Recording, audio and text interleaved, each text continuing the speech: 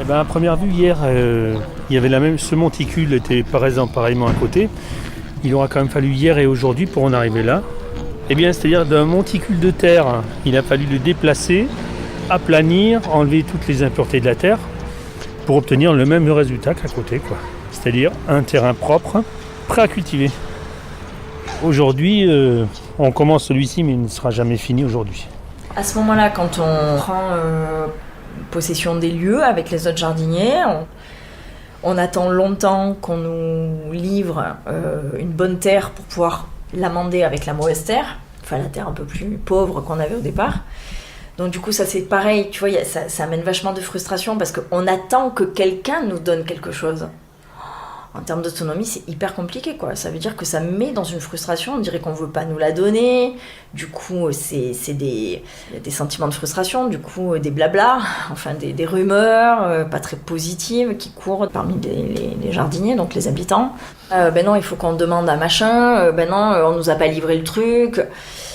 Oui, mais est-ce qu'on peut, nous, aller chercher... Oui, mais non, mais ils doivent nous le livrer, donc attendez encore un peu. Compliqué. Est-ce qu'on peut prendre des initiatives ou pas ? Est-ce que si je prends une initiative, par exemple, parce que je connais, je sais pas qui va pouvoir nous amener une benne de terre, est-ce que si je lui dis de venir, est-ce que moi je suis légitime à le faire ? Ou il va falloir d'abord que je passe par Claire, qui va passer par, je sais pas qui, CPIE ou par Famille et Provence pour demander l'autorisation d'eux ? Après, il y a une problématique sur le jardin qui est un peu spéciale, c'est que le maître d'ouvrage du jardin, c'est un bailleur social.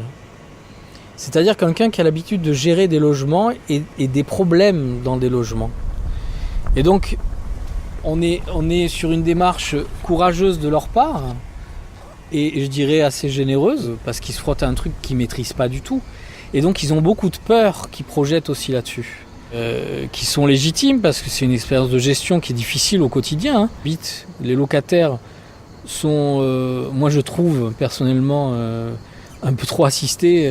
Ils ont l'habitude que le bailleur leur fasse tout et ça c'est pas normal, quoi. C'est un truc qu'il faut aussi changer en termes de compréhension de cet espace.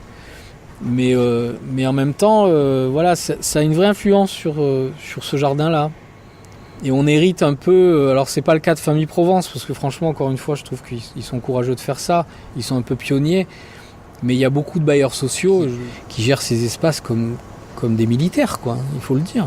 Et dans lequel, dès qu'il y a une petite initiative, elle est contrainte, quoi. Et le jardin, par essence, c'est un espace d'initiative et de liberté. C'est un peu schizophrène, en fait, aussi, ce truc-là. On est dans des quartiers où depuis des années, des tas de gens promettent des tas de choses et rien ne se fait. Donc les gens, ils croient plus en rien, ils ont raison. Et là, tout d'un coup, on fait un truc.